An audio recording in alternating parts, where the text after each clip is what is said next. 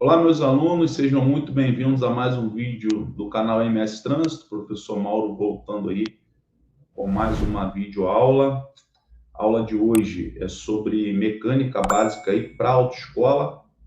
Vamos dar continuidade aí ao nosso curso teórico aí, tanto para a primeira habilitação quanto para a reciclagem.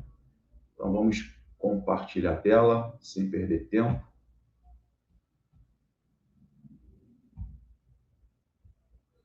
Mecânica básica. Por que aprender mecânica básica de carros e motos? Manter o carro em bom estado de conservação é importante para a segurança, eficiência e longevidade do seu carro.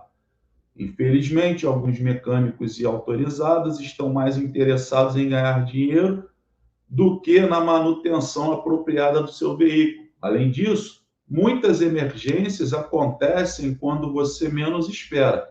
E depender de profissionais nestes momentos pode deixar sua conta muito cara, ou você simplesmente pode não encontrar um profissional para te ajudar no momento certo.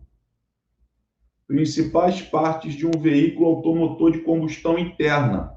Um veículo automotor é composto das seguintes partes principais: carroceria, direção e suspensão, rodas, pneus e freios, conjunto elétrico, motor e transmissão. Um veículo automotor de combustão interna possui vários sistemas, os quais são montados e instalados em suas diferentes partes. Carroceria, os automóveis, diferente dos caminhões e de algumas caminhonetes, não têm chassi do tipo longarinas. É na carroceria, que é solidária ao chassi, onde são colocadas todas as peças e os componentes que vão formar os diversos sistemas que compõem o veículo. Por isso, os automóveis são normalmente do tipo monobloco. Os automotores possuem três formas de carroceria: monovolume, dois volumes e três volumes.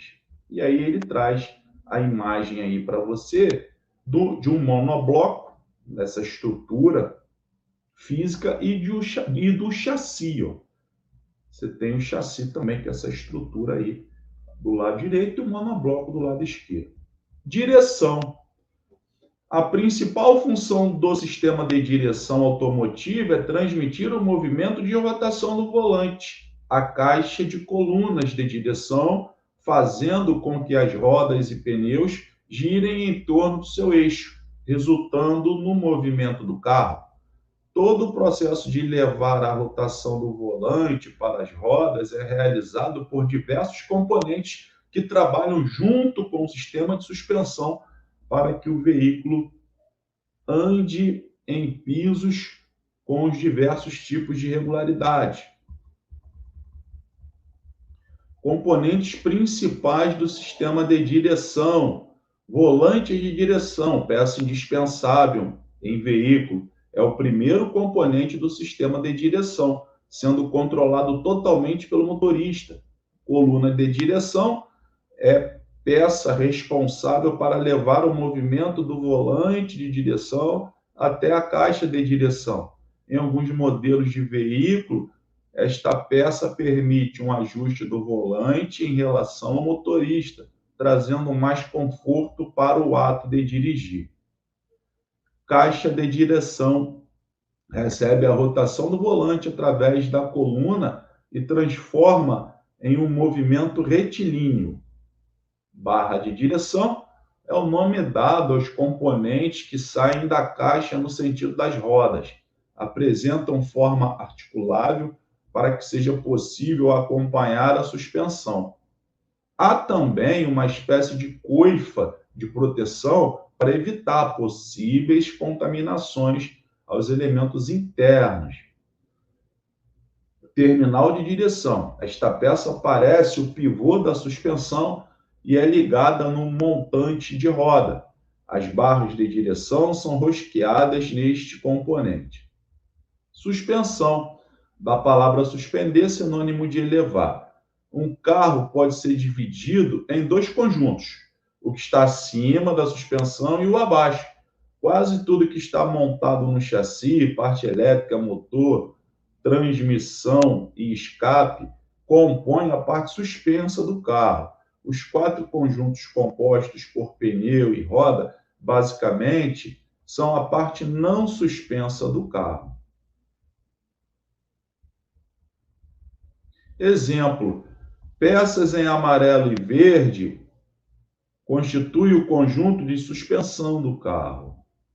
As peças em amarelo e verde, como vocês podem observar, constituem o conjunto de suspensão do carro.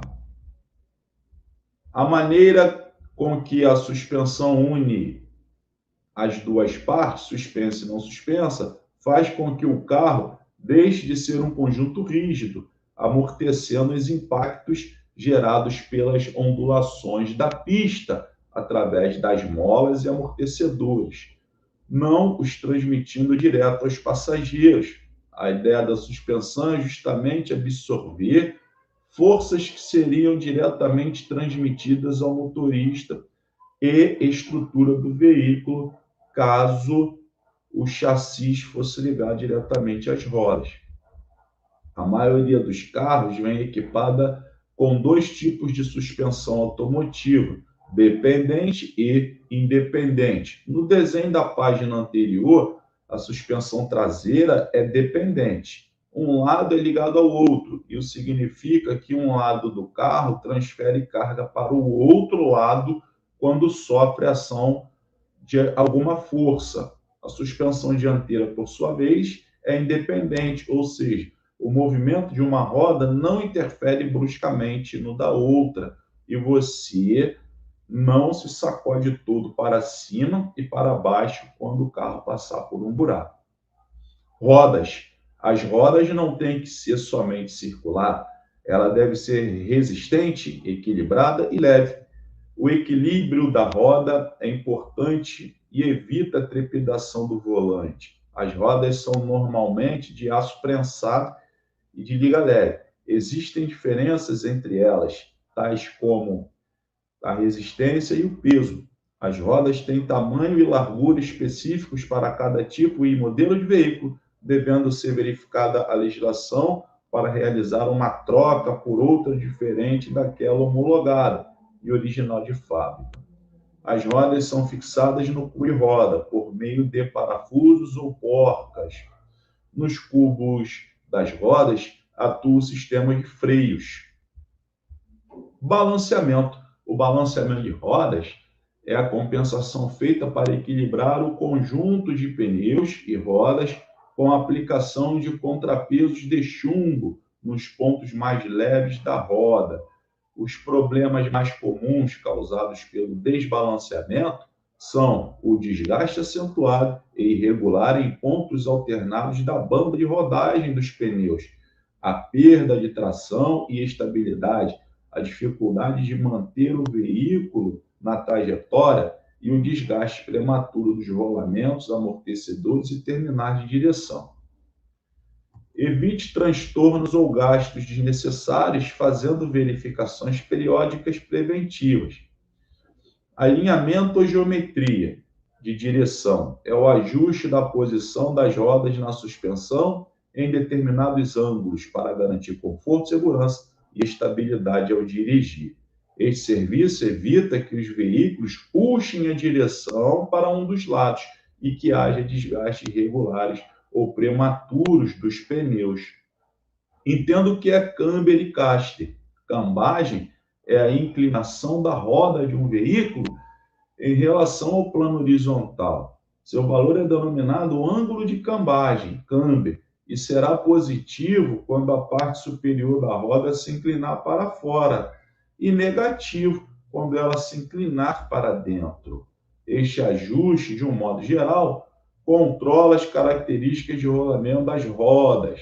A cambagem, estando fora dos valores originais do veículo, pode causar desgaste irregular nos pneus, perda da estabilidade e aumento do consumo. Quando os valores de camber entre as rodas possuem mais do que 1 grau de diferença, o veículo pode apresentar tendência à deriva, puxando para o lado positivo. Ângulo de Caster é o ângulo do pino mestre em relação à linha vertical que passa pelo centro da roda, olhando-se o veículo de lado. O ângulo de Caster proporciona firmeza e estabilidade à direção, permitindo dirigir em linha reta, com esforço mínimo. Um ângulo de Caster exagerado torna a direção pesada. O ângulo de Caster é definido no projeto do veículo e normalmente não sofre alterações durante a vida do veículo. Pneu. Pneu é um tema muito cobrado em prova, tá, meus alunos? Bastante atenção aí. Caem muitas questões sobre pneus. Os pneus, de acordo com a resolução 14/98 do CONTRAN, devem oferecer condições mínimas de segurança. Portanto, são considerados itens de segurança e estão sujeitos à fiscalização. Dependendo do estado que se encontram, poderão representar perigo para quem utiliza o veículo.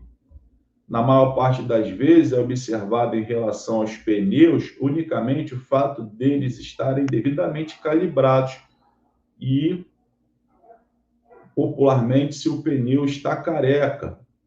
No entanto, para garantir a total integridade do veículo, é preciso observar outros quesitos, como a validade e a avaliação de qualidade. No ato da compra, é necessário verificar se o pneu está de acordo com as especificações exigidas pelo CONTRAN. Para tal, ele deve possuir o selo do Inmetro, que é o responsável no Brasil por analisar a qualidade dos produtos industrializados.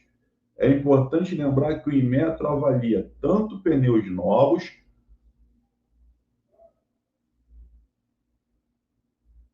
quanto pneus reciclados ou recalchutados. Então, caso opte pela opção mais em conta, reaproveitar um pneu usado, observe se ele passou pela avaliação de qualidade. Os pneus possuem um tempo limite de uso, então, mesmo se ele estiver intacto ou com pouco desgaste, pode ser que não esteja mais adequado para o uso. Normalmente, os pneus são fabricados com uma validade de 5 anos, a partir da data de fabricação, que é gravada na lateral do pneu. Resolução 540/15 dispõe sobre o conjunto de roda e pneu sobressalente, de uso temporário, e sistemas alternativos. Importante lembrar que o equipamento é para pequenos percursos e deve-se sempre consultar o manual do veículo para o uso do mesmo.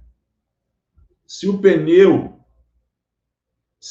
deve ser trocado antes de alcançar a quilometragem indicada pelo fabricante, quando a profundidade dos seus sulcos diminuírem a 1,6 milímetros ou menos. Segundo o CONTRAN, os carros que estiverem equipados com pneus com sulco inferior a 1,6 milímetros pode ser apreendido. Aqui está errado, né? Esse apreendido está errado. Aqui, a palavra mais indicada aqui pode ser o veículo removido. Só para a gente agregar aqui a informação correta. Deixa eu só compartilhar agora a tela aqui com vocês. Isso aí, maravilha. O que eu quero que vocês entendam aqui, ó? Isso aqui é uma questão de prova. O seu pneu deve ser trocado antes de alcançar a quilometragem indicada pelo fabricante, né? Ou quando a profundidade dos seus sulcos diminuírem a 1,6 milímetros. Como é que funciona isso, professor? Profundidade dos seus sulcos diminuírem a 1,6 milímetros. O que são os sulcos? Se você olhar a figura aqui desse pneu aqui embaixo, ó, Tá vendo o pneu? Os sulcos são essas valas aqui, pessoal. Tá vendo? Ó, essa vala é um sulco, essa outra vala é outro sulco, ó. Aqui outro sulco, aqui outro sulco. Beleza. Dentro dos sulcos eu tenho o indicador TWI, que é como se fosse uma travinha, tá vendo? Ó, tem um indicador TWI, ó, dentro do sulco, ó. Dentro do sulco tem outro indicador, ó, outro indicador, outro indicador. Esse indicador, ele tem exatamente 1,6 milímetros de altura. Então, o sulco, que são as valas, quando os sulcos atingirem o indicador TWI, significa que o sulco ele já atingiu a 1,6 milímetros. Então, se o sulco atingir 1,6 milímetros ou menos, esse pneu está inadequado para o uso. Tranquilo? Beleza? Então, quando os sulcos atingirem a 1,6 milímetros ou menos, esse pneu está inadequado para o uso. Isso é uma questão de prova. E aqui ao lado é interessante que você vê, o pneu ele traz diversas informações, ó. E aqui ele vai dizendo aqui, ele vai especificando, né? Ele vai detalhando quais são essas informações trazidas aí no pneu. Bem interessante isso aqui, se você tiver... Isso aqui não é questão de prova, por exemplo, né? Mas se você quiser se aprofundar na matéria aí mecânica, agora eu vou dar uma subida que eu quero passar mais uma situação para vocês de prova. Esses 3 pneus aqui, pessoal, ó, tá vendo? O pneu com pouca pressão, eu gostaria que você anotasse isso aí na sua apostila, no seu caderno de estudos. Pneu com pouca pressão, o desgaste é nas laterais do pneu, tá? Então, pneu com pouca pressão, desgaste nas laterais. Você escreve aí. Pneu com pouca pressão, desgaste nas laterais. Pneu com pressão ideal, você não vai escrever nada, porque o desgaste ele será normal, tá? Agora, do lado direito, ó, o pneu com excesso de pressão, pneu com pressão excessiva, o desgaste será no centro da banda de rodagem dos pneus. Né? Você escreve pneu com excesso de pressão, o desgaste será no centro da banda de rodagem dos pneus. Né? Isso aqui é importante para você escrever aí, porque é questão de prova. Né? E mecânica, apesar de cair em poucas questões, entre 2, 3, no máximo 4, são questões chatas. É uma matéria, né, que, pelo menos segundo a maioria dos alunos, os alunos não gostam de mecânica.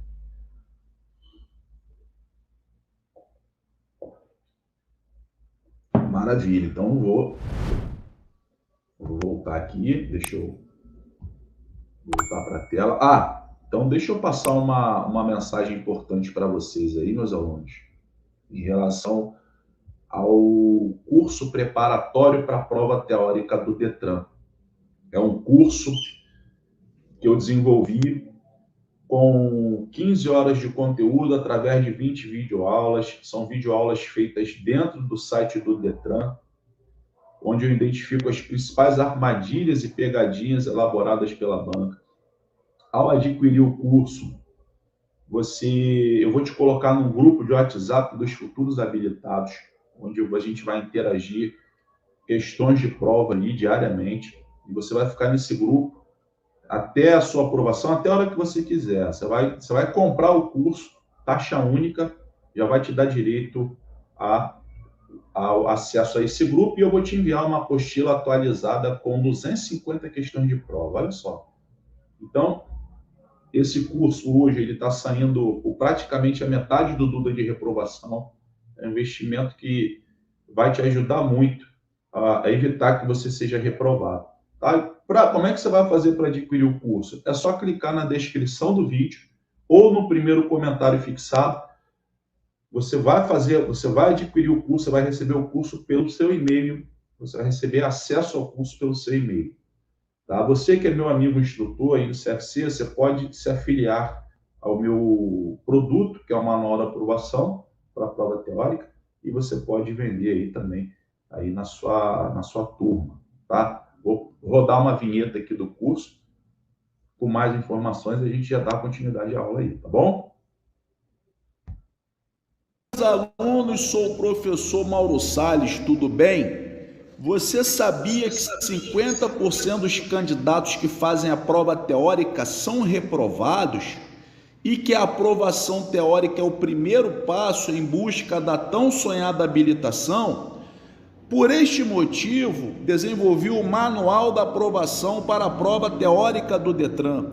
É um curso preparatório com 15 horas de conteúdo através de 20 videoaulas. São videoaulas realizadas dentro do site do Detran, onde identifico as principais armadilhas e pegadinhas elaboradas pela banca.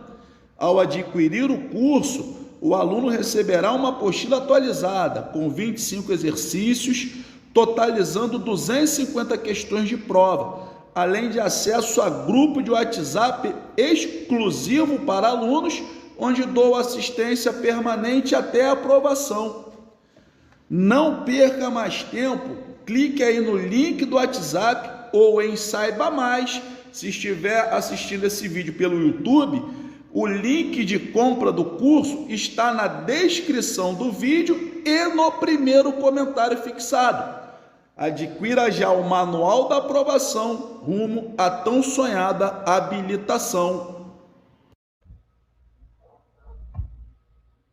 Maravilha, pessoal. Então não vale a pena esperar. Se você não está confiante para fazer a prova, adquira aí o Manual da Aprovação rumo à sua aprovação. Vamos continuar nossa aula aqui? Tem muita coisa para falar ainda, hein? Então vamos lá.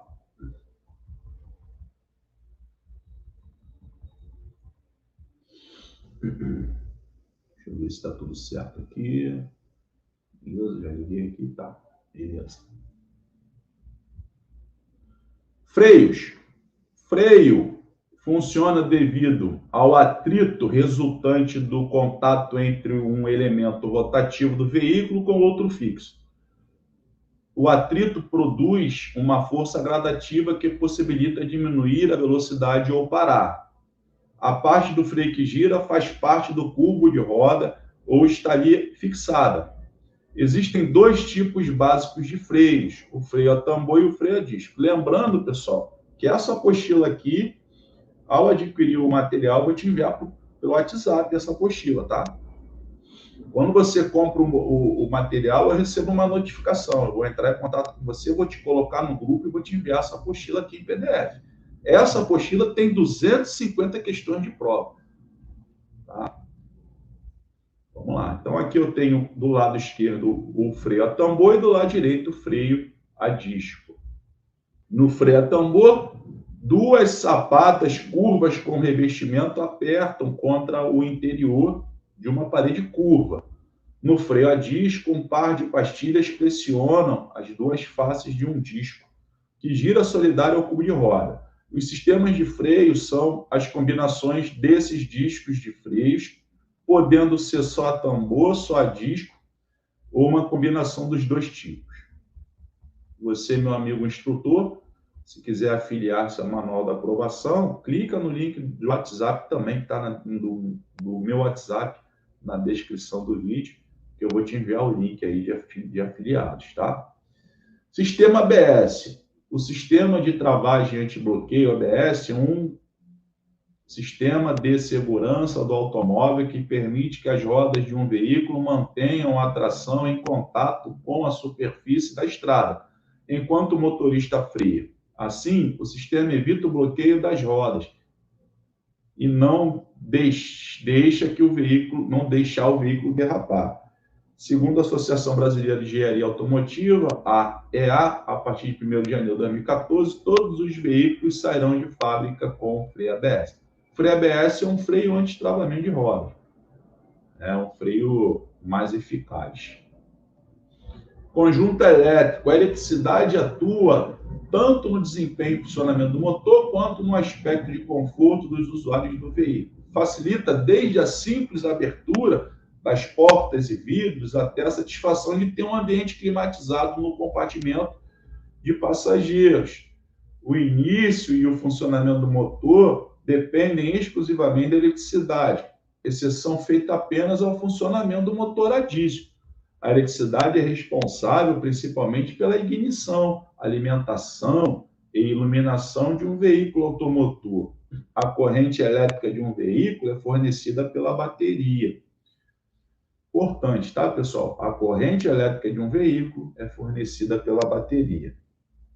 E pelo alternador que supre de energia elétrica um número cada vez maior de componentes e acessórios que equipam os veículos. O conjunto elétrico de um veículo tem como componentes principais e básicos a bateria, o alternador e os cabos elétricos. Pode ser dividido em vários circuitos ou sistemas, cada um com suas funções específicas. São eles: sistema de ignição, circuito de arranque ou de partida, sistema de iluminação, circuito de acessórios. Aqui na imagem, isso aqui é a imagem de um arranque, um sistema de arranque ou de partida, que dá partida no veículo, responsável por dar partida no veículo. As baterias podem ser de dois tipos, a convencional e a selada. A convencional e a selada são à base de água destilada, sendo que a selada, por ser embalada a vácuo, não necessita de manutenção constante. A evaporação de água é mínima. Além da água destilada, a bateria pode utilizar um gel, material viscoso, que mantém por mais tempo as partículas de chumbo responsáveis pela condução elétrica. Essa bateria aqui, pessoal, é uma bateria selada. Ela é embalada a vácuo. E a bateria convencional, ela tem umas tampinhas aqui, onde você pode fazer a manutenção colocando água. Alternador. O alternador automotivo é um gerador de corrente elétrica. Ele transforma energia mecânica em elétrica e tem a função de carregar a bateria automotiva, alimentar os equipamentos elétricos instalados no veículo, além do sistema de ignição eletrônica e injeção eletrônica quando o motor estiver em funcionamento.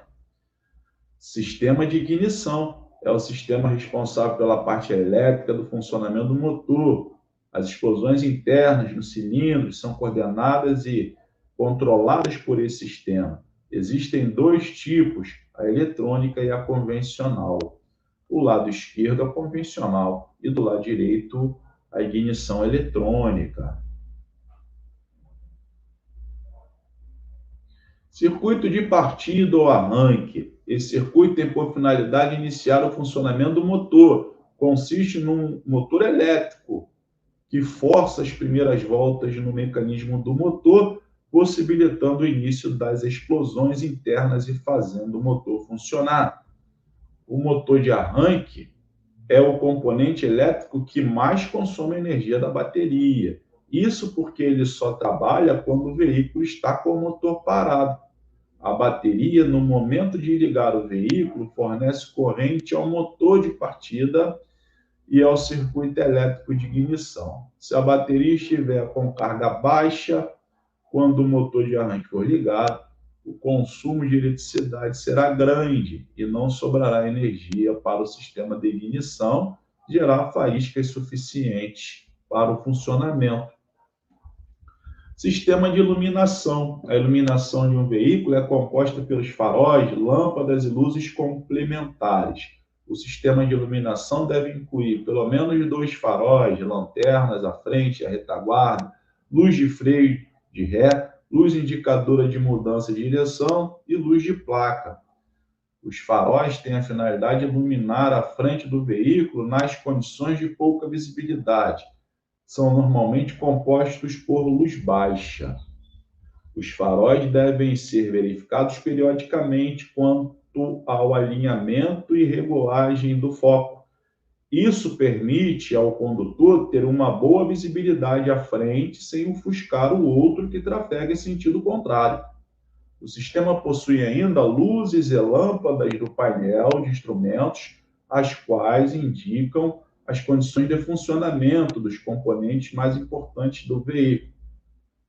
Circuitos de acessórios. Além dos componentes obrigatórios que necessitam da eletricidade, tais como limpadores de para-brisa e buzina, um veículo pode ser encontrado uma quantidade de acessórios que dão conforto aos usuários e que necessitam da eletricidade para o seu funcionamento.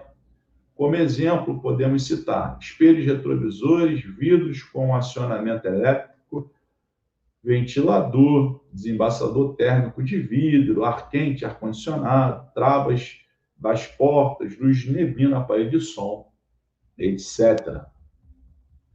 Motor. Motor é a fonte de energia do veículo. Ele converte a energia calorífica produzida pela queima, que é a explosão do combustível, em energia mecânica. A energia produzida é transformada em um movimento giratório que, através de componentes e sistemas, é transmitido às rodas. Tem dicas aqui para o motor. Eu vou compartilhar a tela aqui com vocês. Vamos lá. Pessoal, essa parte aqui, ó, o cabeçote, é a parte de cima do motor. Você pode escrever aí no seu caderno, cabeçote, parte de cima do motor. Essa é uma característica, né? É uma característica que pode te ajudar a responder uma questão de prova. Assim como o bloco é a maior parte do motor. É a maior parte do motor, o bloco.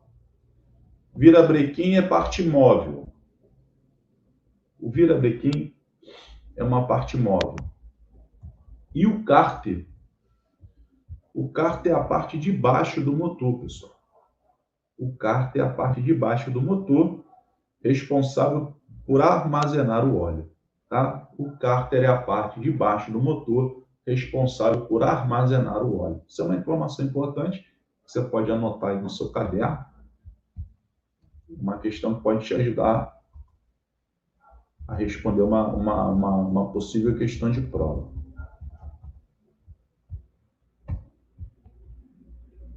Muito bom. Continuando. Os motores possuem peças fixas e móveis, sendo as principais fixas: bloco, cilindros, cabeçote, mancais e cárter, móveis, pistões, bielas, virabrequim e árvore de comando de válvulas. Funcionamento de motor 4 tempos. O funcionamento ocorre em 4 fases distintas e simultâneas em cada cilindro. A explosão resultante da queima do combustível dentro do cilindro provoca um movimento retilíneo, gerado pela expansão dos gases. Esse movimento retilíneo é transportado para a árvore de manivelas, virabrequim, que, devido à sua construção, realiza um movimento circular em torno do seu eixo. Os 4 tempos do motor são admissão, compressão, explosão e escape. Isso é importante você destacar na sua apostila. Ó. Os 4 tempos do motor são admissão, compressão, explosão e escape. Anota aí, tá, pessoal? Primeiro tempo, o pistão desce e ocorre a injeção de mistura entre ar e vapor de gasolina. Segundo tempo, o pistão sobe, comprimindo a mistura. Terceiro tempo, a vela de ignição lança uma faísca que causa a explosão da mistura e empurra o pistão para baixo. Quarto tempo, o pistão sobe e libera os gases formados na combustão. Primeiro tempo, admissão. No início, o pistão está em cima, isto é, no chamado ponto morto superior. Neste primeiro estágio, a válvula de admissão abre e o pistão desce, sendo puxado pelo eixo virabrequim. Uma mistura de ar e vapor de gasolina entra pela válvula para ser aspirada para dentro da câmara de combustão, que está a baixa pressão. O pistão chega ao ponto morto inferior e a válvula de admissão fecha, completando o primeiro tempo do motor. Segundo tempo, compressão.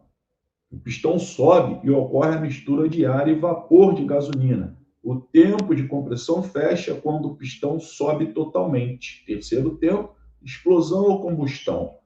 Para dar início à combustão da mistura combustível que está comprimida, solta-se uma descarga elétrica entre dois pontos da vela de ignição. Esta faísca da vela detona a mistura e empurra o pistão para baixo, fazendo com que ele atinja o ponto morto inferior. Quarto tempo, escape. A mistura de ar e combustível foi queimada, mas ficaram alguns resíduos dessa combustão que precisam ser retirados de dentro do motor.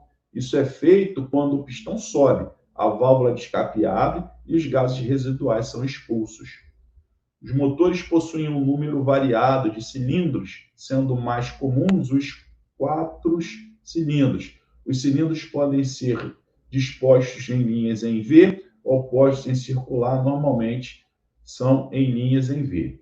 Cada cilindro quase sempre possui 2 válvulas de admissão e uma de escapamento, porém essa quantidade pode ser aumentada. A harmonia de funcionamento de um motor depende dos sistemas que controlam e coordenam este ciclo em seus tempos em cada cilindro.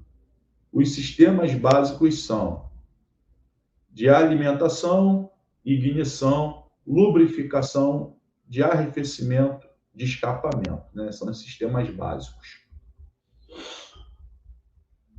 Sistema de alimentação, gasolina/álcool. O sistema de alimentação tem como função principal realizar a formação adequada e eficiente da mistura ar-combustível que vai ser admitida dentro do cilindro para queima. Os componentes são o sistema de carburador e o sistema de injeção eletrônica. Combustíveis. Os principais combustíveis usados são gasolina, etanol, GNV e diesel. Gasolina é um tipo de combustível muito consumido em motores endotérmicos. Derivada do petróleo, é transformada em gasolina a partir de vários processos, dentre eles a destilação, que é o mais comum. Em sua composição encontra hidrocarbonetos e uma diversidade de compostos de carbono e hidrogênio, além de compostos de enxofre, nitrogênio e compostos metálicos, todos encontrados em concentrações não muito elevadas. Diesel. O diesel é mais um dos combustíveis que é adquirido a partir do petróleo. Sua estrutura é composto por átomos de carbono, hidrogênio e pequenas concentrações de enxofre, nitrogênio e oxigênio. E por sua composição, torna-se tóxico e inflamável. O óleo diesel é muito utilizado em motores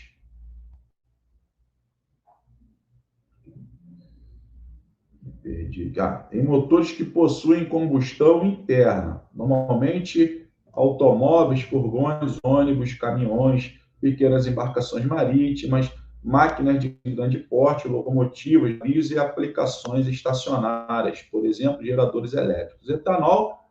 O etanol passou a ser utilizado somente em 1970, quando houve a criação do Programa Nacional do Álcool, PROÁlcool, pelo governo federal. E a partir daí o etanol passou por várias análises e atualmente está sendo analisada a produção por meio do bagaço e palha de cana-de-açúcar, o que ocasionará a quantidade elevada de biocombustível.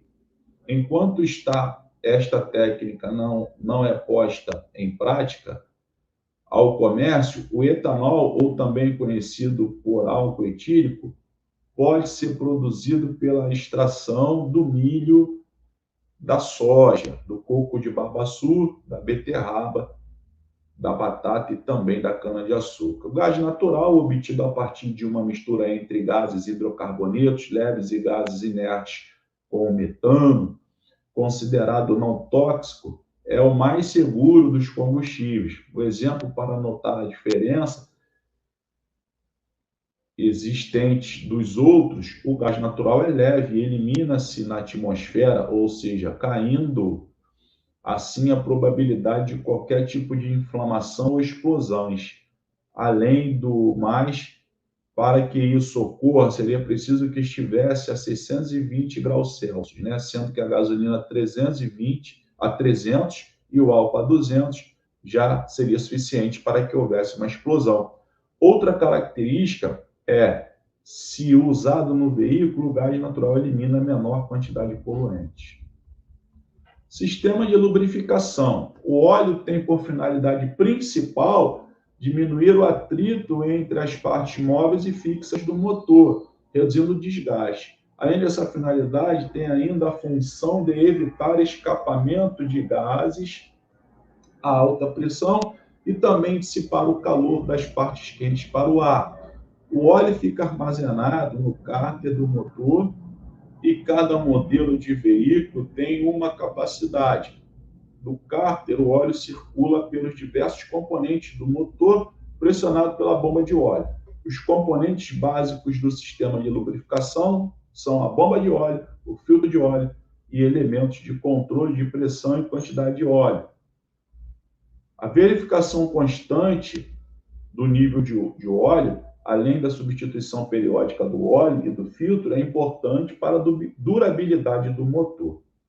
Sistema de arrefecimento ou resfriamento. Uma grande parte de energia calorífica produzida no motor não é transformada em trabalho útil. Esse calor é grande e deve ser dissipado para não estragar os componentes do motor. Normalmente, o resfriamento do motor é feito pela água que circula pelo sistema. A água circula pelo sistema de resfriamento pressionada pela bomba de água, que funciona juntamente com o motor.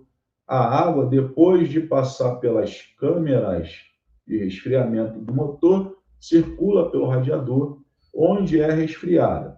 Os componentes do sistema de resfriamento são radiador, válvula termostática, termostato de controle, bomba de água, câmaras de resfriamento, ventoinha e depósito de expansão do radiador.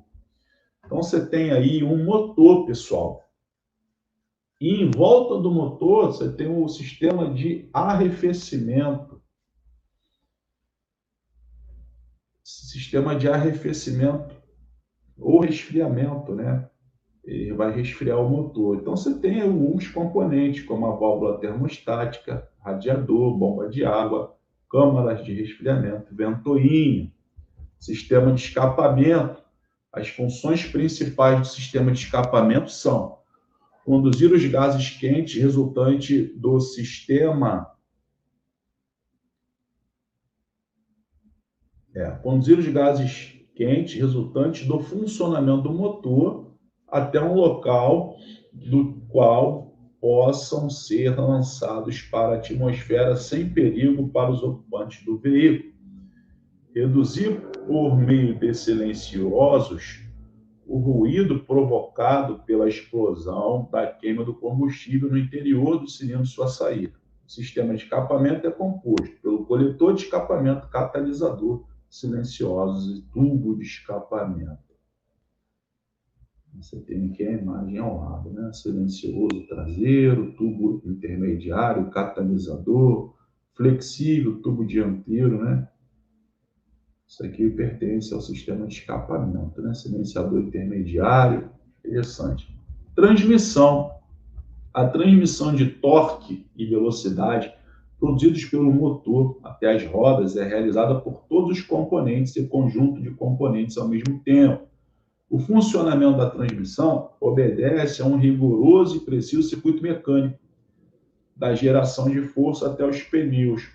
O motor gera a força necessária para movimentar a si ao conjunto de transmissão e o veículo. A força do motor, primeiramente, é transmitida ao volante do motor. O volante do motor possui uma massa pesada para promover a cinética entre o intervalo de tempo das explosões do cilindro. Em uma das faces está a pista de transmissão de força que vai fazer contato com a embreagem e daí por diante continuar transmitindo a força do motor até as rodas. Embreagem. A embreagem é composta basicamente de um disco de embreagem e de um platô. Situa-se entre o volante do motor e a caixa de mudanças. Permite desligar a força motriz do motor da parte restante da transmissão quando das mudanças das marchas ou quando se inicia o movimento com o veículo. O volante do motor está fixado na árvore de manivelas, virabrequim e gira solidário com o motor. O disco de embreagem encaixa no primário da caixa de marcha e gira com ela. O platô aperta o disco de embreagem de encontro ao volante do motor. Disso resulta o funcionamento da embreagem. Com o pedal da embreagem pressionado, o disco de embreagem está encostado no volante do motor e a rotação será transmitida para a caixa de marchas. Caso a caixa de marchas esteja com alguma marcha ligada, engrenada, o movimento de rotação do motor será transmitido às rodas. Várias engrenagens são utilizadas para uma ampla gama de desmultiplicações e reduções. Os veículos apresentam geralmente uma embreagem acionada por pedal e uma alavanca de mudança de marcha. Existem outros sistemas de transmissão semiautomática e totalmente automática. Na semiautomática, o condutor seleciona as mudanças. Na automática, as mudanças são selecionadas e mudadas por meio de um mecanismo de comando que funciona de acordo com a velocidade do veículo e com a utilização do acelerador. Aqui nós temos um câmbio automático. O câmbio automático, as marchas elas vão mudando de forma automática. Não necessita, esse veículo ele só tem acelerador e freio, esse carro, ele não tem embreagem. E o que vocês vão aprender na autoescola, esse aqui é o manual. Aqui necessita da embreagem e você tem que trocar as marchas de forma manual. Isso aqui é uma embreagem, só uma imagem de uma embreagem, tá? Ela é dividida aí em volante do motor, platô, disco e rolamento. Painel de instrumentos. O painel de instrumentos é um conjunto de indicadores utilizados em automóveis, caminhões, aeronaves e outros veículos, mostrando informações importantes para os seus condutores, como velocidade, temperatura do motor, rotações por segundo do motor e indicadores de mau funcionamento. Nos automóveis, em geral, está localizado abaixo do para-brisa e à frente do motorista, atrás do volante. Alguns indicadores do painel de instrumentos são obrigatórios por força de leis específicas de cada país. Modelos de automóveis são mais sofisticados, possuem indicadores com informações mais refinadas, algumas até calculadas por computadores de bordo. Os veículos automotores nacionais importados devem estar equipados com os controles e indicadores de lâmpadas piloto. Lâmpada piloto é um dispositivo que fornece o sinal óptico indicando a entrada em funcionamento, um funcionamento normal ou defeituoso, ou a falha de um dispositivo. Então, aqui vocês têm aí o painel do veículo, né? E a gente vai estudar agora essas luzes, né? Os símbolos, as lâmpadas piloto, os indicadores, né? De forma mais específica. Então, a número 1 é a luz que informa que há pouco óleo no motor ou algum problema no sistema de lubrificação, como defeito na bomba de óleo. O primeiro passo é verificar se o nível de óleo está adequado. Não rode com o carro, pois a falta de lubrificação faz o motor bater, e aí o prejuízo será grande. Número 2, combustível. Essa luz é mais fácil, mas merece devida atenção. Vale lembrar que o automóvel parado na rua pode render multa de 130,16, 4 pontos na carteira e remoção do veículo, né, que é uma infração CTV. Enguiçar o veículo por falta de combustível é uma infração média. Faróis. Indica que os faróis do carro estão acesos. Cor verde significa a luz baixa, azul, luz alta. Lembre-se de que em vias onde há iluminação pública, não se pode transitar com a luz de farol alto, né? Onde há iluminação pública, não pode utilizar o farol alto. E onde não há iluminação pública, é obrigatório o farol alto, exceto ao cruzar com outro veículo ou seguido. Vamos lá. Número 4 aí é a porta, né? É ativada se alguma porta estiver aberta. Em alguns modelos, 4 portas, há um ícone para cada uma, inclusive do porta-malas. Bateria, amperímetro, alerta o motorista a deficiência no sistema de carga, que pode ser provocada por irregularidade no alternador ou na própria bateria. Se o defeito for confirmado, é preciso buscar uma empresa especializada. Freio. Além de mostrar que o freio de mão estacionado, pode alertar que há deficiências no sistema de frenagem ou que o nível de fluido de freio está baixo. Injeção. A luz da injeção eletrônica deve apagar após a partida. Se permanecer ligada, algo está errado. O problema pode aumentar o consumo de combustível e de emissão de gases poluentes, ou até deixar o veículo na rua. Temperatura, termômetro, indica que há superaquecimento no motor do carro.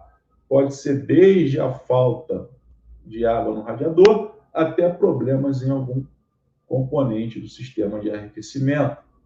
Indicadores. Os painéis de instrumentos possuem indicadores que registram quantidades e valores, geralmente através de um ponteiro indicando um determinado valor numa escala. Automóveis modernos estão equipados com mostradores eletrônicos de LCD que mostram um valor numérico, muito embora, na maior parte dos casos, este é apenas um modo de apresentação diferenciado. O valor real, em geral, é obtido mecanicamente em ambos os casos.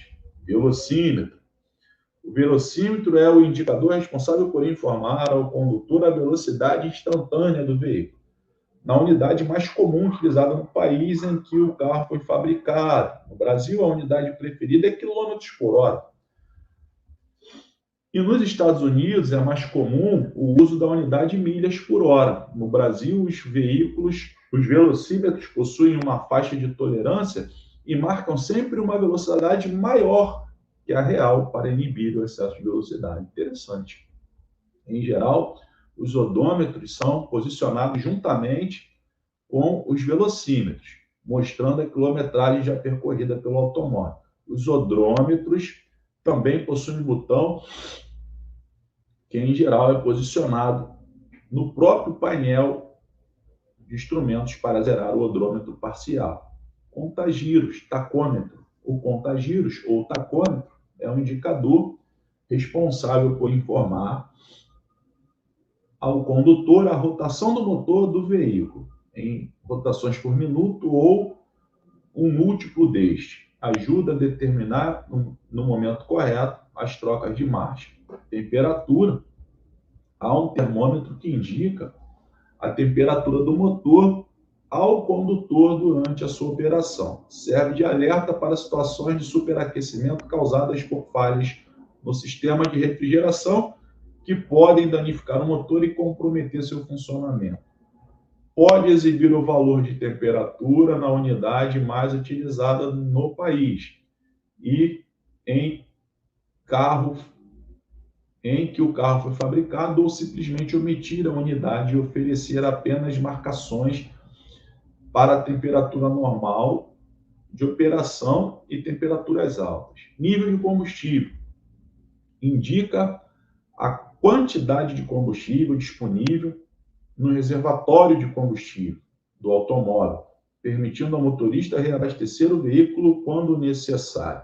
Alguns automóveis possuem uma luz de alerta posicionada nas proximidades deste indicador, alertando para uma iminente parada por falta de combustível. Luzes de sinalização de alerta. Há também luzes que servem de alerta para os condutores ou informam a ativação de alguns dispositivos do veículo. Há símbolos convencionados entre os fabricantes para tornar a leitura dessas luzes mais fácil. Eis uma lista com alguns. Indicador de carga de bateria, amperímetro. Então, pessoal, essa aqui, o amperímetro, ela é uma questão muito recorrente em prova. Essa aqui, essa bateriazinha, ela recebe o nome de amperímetro. Então, quando tem algum problema lá na parte elétrica, acende essa luz, tá? Então, o amperímetro é muito cobrado em prova, assim como o manômetro. Essa chaleirinha aqui, ó, ele indica aí a pressão de óleo. Então, manômetro e amperímetro, tá? Para você destacar e estudar isso aqui. Essas duas aqui caem. Indicador de temperatura do líquido de arrefecimento do motor, termômetro, indicador do nível de combustível, freio de estacionamento, lâmpada piloto de funcionamento defeituoso do sistema de freio, indicador de alerta do sistema de freio, indicador de direção, que são as setas, interruptor geral de luzes, luz intermitente de advertência, que é o pisca-alerta, farol baixo, farol alto. Farol baixo, a luz é para baixo ali, né? E é verde. O farol baixo e o farol alto é azul e ela é reta. Faróis de neblina, luz de posição ou lanterna, alerta para portas abertas, cinto de segurança. OBD, mau funcionamento do motor, é a luz da injeção eletrônica, essa também costuma cair. Então é interessante que você faça um destaque aí no OBD, a luz essa amarelinha de direção eletrônica. E o desembaçador traseiro. Então a gente encerra aqui, só que eu quero te dar mais uma orientação sobre o painel do veículo. Eu vou abrir aqui e vou compartilhar a tela com vocês.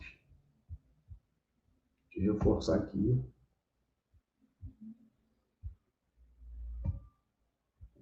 Maravilha. Então aqui, pessoal,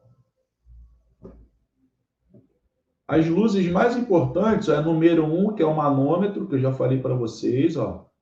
A número 1 aqui é o manômetro. Ela indica o nível de pressão do óleo do motor. A número 5 é o amperímetro. E essas três aqui são as mais importantes, as possíveis questões de prova, que podem cair na sua prova. Número 1, que é o manômetro. Número 5 é o amperímetro, que é a luz da bateria, essa bateria. O manômetro é essa chaleira, tá vendo? Essa chaleirinha aqui. Indica pressão de óleo no motor. Número 5, essa bateria, é o amperímetro. Indica problema na parte elétrica do veículo. E o número 7 é o ABD, indica problema na injeção eletrônica. São as três principais. Aqui no seu veículo, né, no sistema do seu veículo, e questões de prova. Aí você tem, né, aqui, número 4, que são portas, número 6 é o freio de estacionamento, freio de mão, número 3 é a lanterna, verdade? E eu tenho alguns indicadores, ó. Esse indicador aqui, como estou passando o mouse, é o tacômetro, chamado de tacômetro, né? Ele é o contagiros ou tacômetro. É a rotação por minuto, né? Que vai de 0 a 80 aqui, mas você vai multiplicar por 100. Isso aqui, quando você acelera o veículo, ele vai ficar oscilando, né? Tá? Então, o nome disso aqui é tacômetro. O odômetro é o marcador de quilometragem. Aqui o odômetro ele é digital, mas ele também você tem o analógico também. E isso aqui é o velocímetro, o marcador de velocidade, ó, que ele vai de 0 a 220 km por hora. Você tem aqui um indicador também do combustível, está quase chegando a reserva, e o indicador de temperatura. O indicador de temperatura, a temperatura ela não pode passar de 90 graus aqui do meio. Né? Então, isso aqui são os mais importantes. Como é que funciona isso aqui? A chave ela tem 3 estágios, né? Desligado, contato e partida. Quando você coloca no contato, algumas luzes aqui irão acender no painel. A luz, o amperímetro vai acender, a luz de óleo, né? A luz de injeção eletrônica, o freio de estacionamento, se estiver acionado, a porta, se estiver aberta, algum dispositivo, né, como o farol, se estiver ligado. Quando você dá a partida, o manômetro, o amperímetro, o ABD, essas luzes, elas têm que apagar. Se essas luzes acenderem quando o veículo estiver ligado, está indicando algum problema desses dispositivos, né? Se for um manômetro, pode ser falta de óleo no motor, você tem que parar o veículo imediatamente.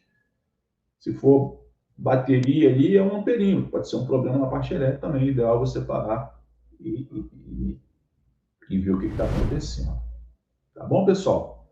Então, peço aí, se você gostou dessa aula, que você deixe aí o seu like, se inscreva no canal, deixe as suas dúvidas ou as suas críticas aí nos comentários. Se tiver querendo adquirir o material, é só o Manual da Aprovação, que é o nosso curso preparatório. É só clicar aí na descrição do vídeo ou no primeiro comentário fixado. Quiser saber mais dúvida, o link do meu WhatsApp também está aí. Você, meu amigo instrutor, que quer ser meu parceiro, quer vender o Manual da Aprovação aí para os seus alunos, é só você clicar no link do WhatsApp que eu vou te mandar o link de afiliados aí. Você vai ganhar uma boa comissão de venda aí, entre 40 e 50 reais. Tá bom? Grande abraço a todos e até a próxima aula aí.